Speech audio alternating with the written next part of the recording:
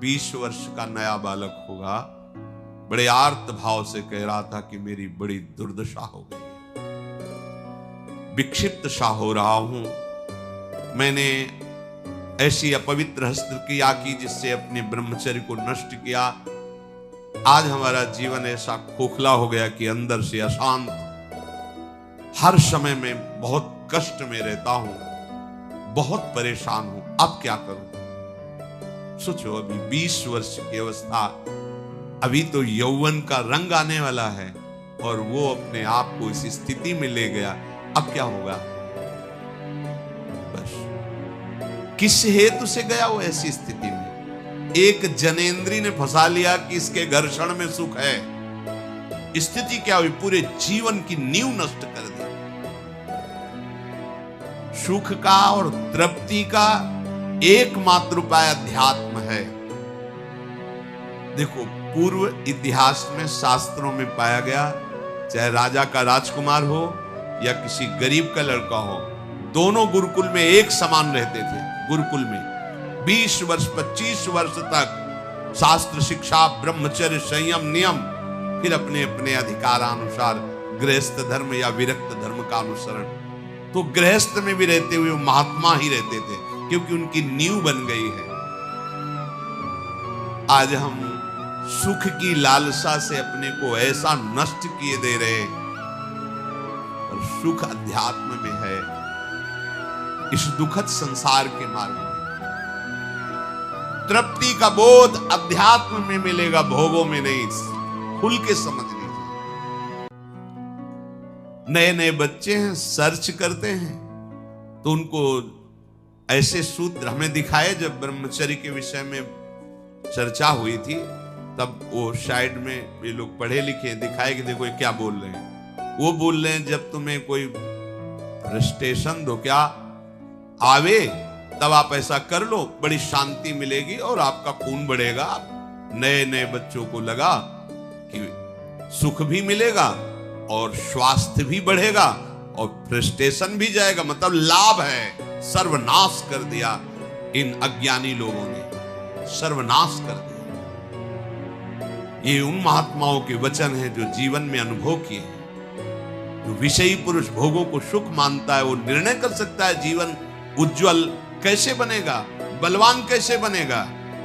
बिना संयम के, बिना नियम के आज तक कोई बलवान बन पाया है? कैसी दुर्दशा बच्चों की हो रही। छोटे छोटे बच्चे जिनका भविष्य उज्जवल होना है, तेजस्वी होना है, जो हमारे देश के काम आवे, जो हमारे समाज के काम आवे, वो अपने शरीर की ऐसी दुर्दशा कर ली कि वो खुद जीने के लिए परेशान है। तुम्हारे समझ में नहीं है तो हमारे पास आते हैं, बताते हैं नई नई अवस्था क्या हुआ। सुख की खोज गलत जगह। अध्यात्म में सुख है, सच्ची बात है। ब्रह्मचर्य को महान आशीर्वाद है भगवान का। आपसे कोई और साधन न बनता हो, यदि ब्रह्मचर्य है, एक अपार शीतलता, कोई भी रोग तुम्हें परास्त नहीं कर सकता। सच्ची, एक नवीन उत्साह, बुखार है, किडनी फेल है, दर्द है, एक नवीन उत्साह, एक नवीन बल तुम्हें कहीं झुकने नहीं देगा। सोचो, जिसके निकलने में तुम सुखानुभव करते हो, उसको रोकने में कितना महान सुख होगा। पर ये बातें ना तो स्कूलों में बैठ के समझाई जाती हैं, क्योंकि यह अध्यात्म मार्ग की नींव है। और आजकल सुविधाएं ऐसी बन गई, संसार के सुख का दर्शन, संसार के सुख का ही आकर्षण। छोटे छोटे बच्चे सब, अब ये आगे चलकर क्या इनकी जीवनी होगी। जिसके जीवन में संयम नहीं है, व्यभिचार प्रवृत्ति आ गई है, चाहे स्त्री हो या पुरुष हो, स्वप्न में भी सुख प्राप्त कर सके असंभव। शुभ गति व्यभिचारी की कभी शुभ गति सवाल नहीं उठता। अरे बाहर मरने के बाद जो होगा उसकी बात जाने दो, जीते जी तुम जीने लायक नहीं रहोगे। यदि ब्रह्मचर्य के साथ खिलवाड़ करोगे तो जीने लायक नहीं रहोगे। देख लो,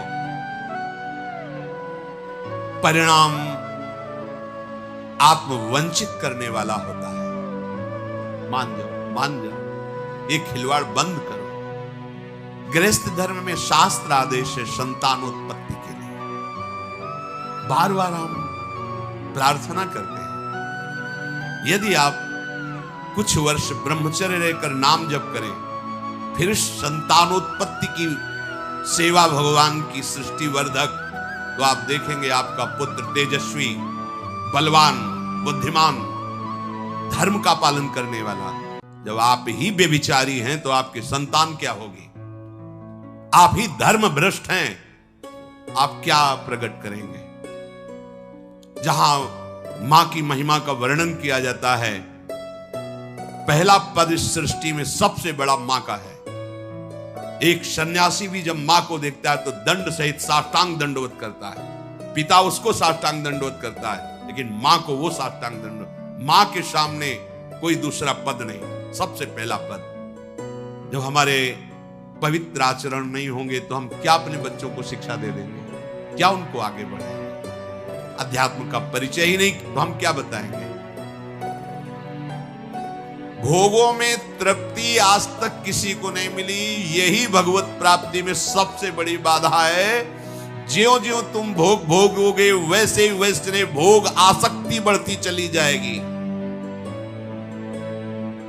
इसलिए संतों का अनुभव मान लो, विषयान विषवत त्यज्य, भोगों से डरो जैसे विष से डरा जाता है। देखो अज्ञान की वृत्ति, जैसे अपने लोग संत वेश में हैं, भगवत मार्ग के पथिक है, हमारे सामने मदिरा की बोतल रखी जाए तो कैसा? जानते नहीं मैं साधु हूं। अगर भोग की बात हो तो कैसा? उत्तर अपने आप से ले लो, दूसरे के उत्तर देने की जरूरत नहीं। हमारे सामने मांस रखे तो कैसा? एकदम बिगड़ जाएंगे। त्याज्य घृणित वस्तु आसुरी भाव की हमारे सामने रखते हो। और अगर भोगों की बात आए तो क्या वैसे ही हमारे अंदर बात आती है? त्याज्य विषय को हमारे सामने चर्चा, अलम विषय वार्तया नरक कोटि बीभत्सया, कैसा होता है? क्या हमारे सामने जो त्याज्य वस्तुएं आती हैं हम कभी उनको पाने की इच्छा भी करेंगे क्या?